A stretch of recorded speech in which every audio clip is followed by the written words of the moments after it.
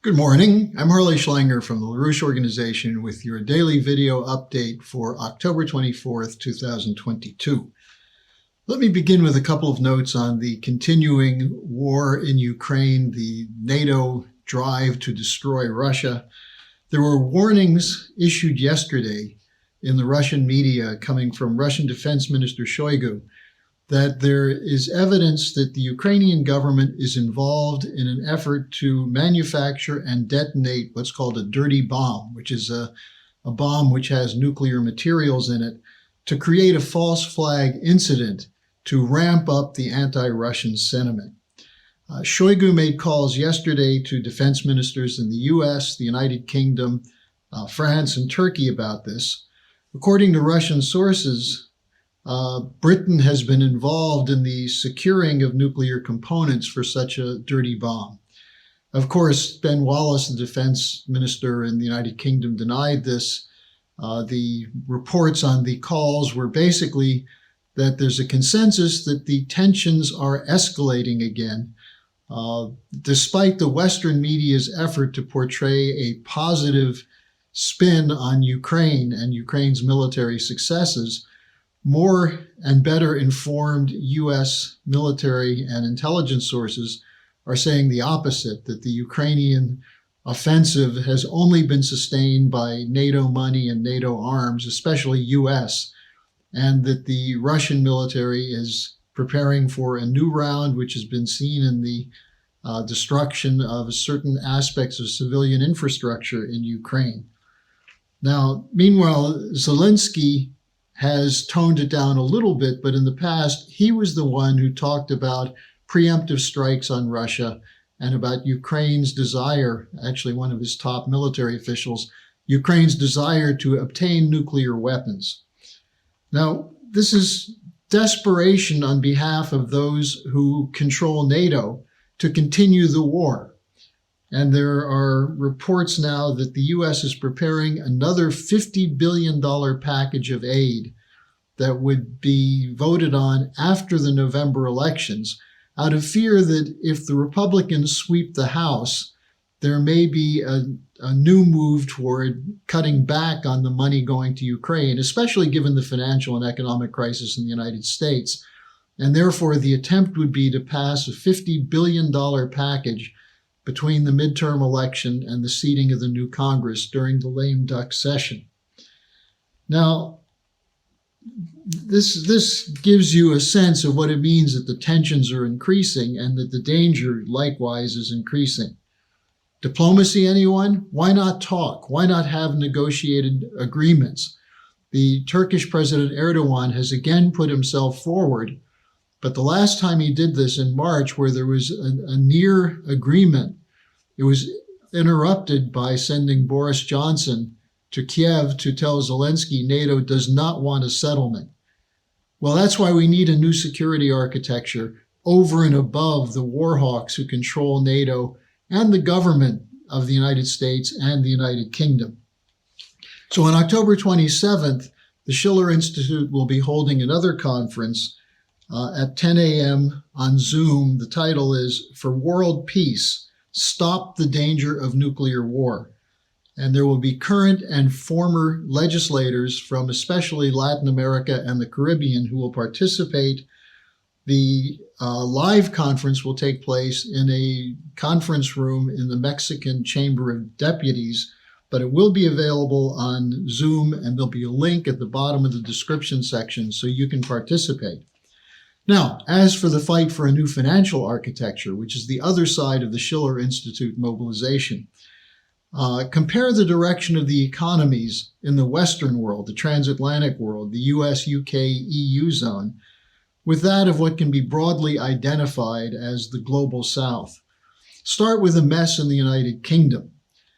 This has nothing to do with Putin. It has to do with self-inflicted damage. The neoliberal economic policies, that is, policies which are shutting down industry, are deindustrializing the transatlantic region, and instead going with a green policy, sanctions, and war against Russia. And it's not just Boris Johnson and Truss, although the two of them certainly have made themselves into clownish figures. by insisting that they're going to go ahead with these policies. But they did their job. I'm sure Liz Truss, the befuddled look you see on her, has to do with the fact that she says, but look, I checked all the right boxes. I was for the war against Russia. I was for the neoliberal policies. Why throw me out now? Well, they weren't convincing the people of the United Kingdom to get behind the austerity, which is a central feature of the economic policy of the Tories. Instead, we're seeing tremendous opposition emerging, not only in the Tory party and the Labour Party, but outside of the parties. Anger in the streets. We're seeing this throughout Europe. There's a pessimism. There's inflation. There are food and energy shortages. And demonstrations are growing among the left and the right, so-called. And the increasing tone of these demonstrations is no to NATO, no to war, no to the green policy. Well, we'll see how far this can advance. But as the winter sets in and as the energy shortages leave to people shivering in the dark with little access to healthy, nutritional food, we'll see if these demonstrations grow and if the European governments will stick to their commitment to this war. Meanwhile, we see something different in the global south. There's still tremendous suffering there in famines and civil wars, mostly provoked by Western policy towards Africa and Asia. But we're also seeing the expansion of institutions such as the BRICS, the Brazil, Russia, India, China, South Africa alliance, which is committed to the development of sovereign nations through multilateral agreements. The BRICS are now becoming the BRICS Plus. Argentina has requested to join, Iran, and the latest is Saudi Arabia, who told the Saudi Crown Prince told President Ramaphosa of South Africa that he intends to join the BRICS. Now, this is in direct opposition to Joe Biden, who's demanding the Saudis break with Russia.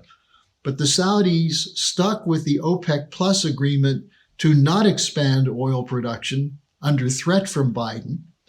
And the OPEC Plus is continuing to coordinate directly with Russia. Now, the Saudi situation is interesting because Saudi Arabia itself as a nation is a product of the British imperial policy immediately before and following World War I, and then the alliance with the American and Western oil companies. So if the Saudis are moving away and working for selling oil to China for yuan, making major deals with Russia, this shows you the degree to which the Global South is reasserting its sovereignty in something that has not been seen since the mid-1950s, from the 1955 Bandung Conference of the Nonaligned Movement. Now, this was a movement that refused to join either the Western or the Soviet bloc, and it's emerging today. It's re-emerging as the Global South, you might say, versus global NATO, with NATO as the enforcement arm of the policies of the International Monetary Fund and the Western banks. These countries are saying they want multilateral agreements among sovereign nations, not a unilateral dictatorship which says there's only one economic model that you can adopt, and that's the Western model. That's now being rejected. And in spite of the danger that sanctions will hit these countries, wars, assassinations, and so on, regime change, more than 120 nations are represented by the non-aligned nations. Now, is this a threat to the United States? A lot of people are being told this is Russia and China hyping anti-Americanism in these countries. Most of the people in these countries are not anti-American, they're anti-American government, because the US government has been imposing the policies of the international banks.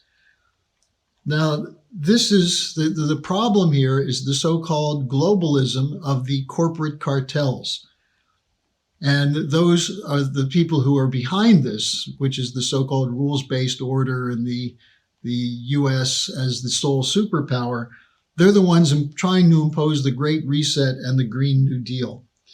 Now, this would be a collection of corporate cartels over and above sovereign nations, dictating policies to nations. And it's now the case that many nations are standing up against this, as we see with India, with Pakistan, with Algeria, with Nigeria, and now with Saudi Arabia. Now, this is associated by many people with Klaus Schwab and the World Economic Forum. But look, this goes back much further, and you can go back to the British Empire, but let's take the most recent period. The mid-70s, Henry Kissinger, National Security Study Memo 200, which demanded depopulation of 13 nations, mostly African, Asian, and Latin American nations, whose population growth, Kissinger said, was a threat to the United States and the raw material flows to the United States. As a result, he advocated measures that would use food and other resources to induce depopulation in those 13 countries. It's there. It was classified, but we dug it up, and we've been reporting on this for many, many years. Then in the 1980s, after Kissinger, you had the Trilateral Commission and Project 1980, which was titled, which was a controlled disintegration of the Western economies. It was the original document for deindustrialization. And it was represented by people like George Shultz, Paul Volcker, and Walt Wriston, who wrote a book titled The Twilight of Sovereignty. So that's what we're dealing with. Globalists who want a world order run by corporate cartels, not by sovereign nations that act in the interests of their people.